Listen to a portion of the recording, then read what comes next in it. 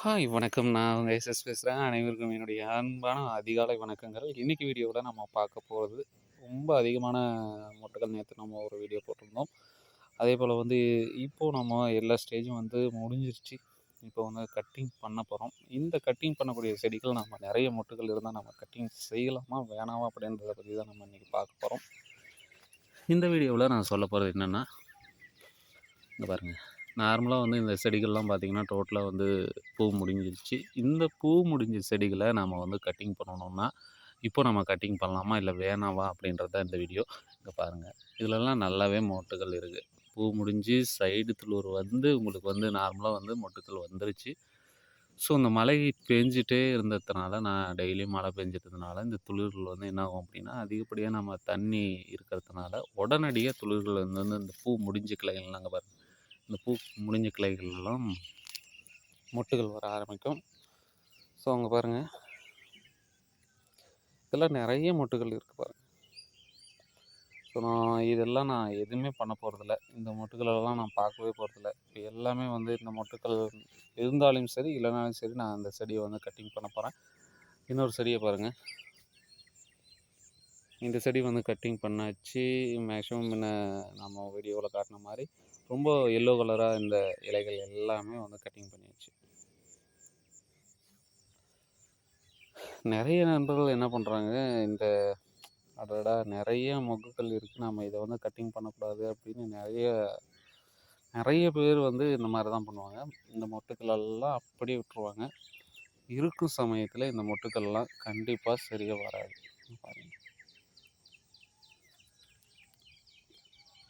இந்த மொட்டுக்கள்லாம் கண்டிப்பாக வராது. அப்படியே வந்தாலும் ஒரு சில மொட்டுக்கள் மட்டும் உங்களுக்கு வந்து நல்லா வரும். அப்படி ஒரு சில மொட்டுக்கள் வந்தாலே நம்மளுக்கு நல்ல ஈல்டு கிடைக்காது. அந்த ஒரே ஒரு காரணத்தினால தான். மற்றபடிக்கு இந்த செடிகள் ரொம்ப குறைவாக வச்சுருக்கவங்க வந்து இந்த மாதிரி வரக்கூடிய மொட்டுக்களை வந்து நம்ம அப்படியே விடலாம். அதனால் எந்த ஒரு பிரச்சனையும் இல்லை. செடிகள் நிறைய செடிகள் வச்சுருக்கவங்க தயவுசெய்து வந்து இந்த மாதிரி மொட்டுக்கள்லாம் அவாய்ட் பண்ணிடுங்க. இந்த மொட்டுக்கள்லாம் பாருங்கள், சுத்தமாக சரியாகவே வராது. டோட்டலாக நம்மளுக்கு வந்து அது வந்து ஃபெயிலர் ஆயிரும். அதனால் முடிந்த அளவுக்கு வந்து என்ன பண்ணுறீங்க அப்படின்னா, கட்டிங் செய்கிறது நல்லது. பாருங்க, நான் ஆல்ரெடி கட்டிங் செஞ்சுருக்கேன் பாருங்கள். ஒவ்வொரு செடியும் கட்டிங் பண்ணியிருக்கேன்.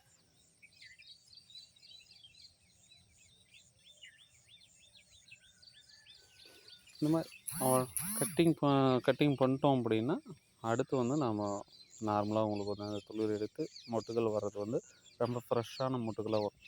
இதெல்லாம் பாருங்கள்,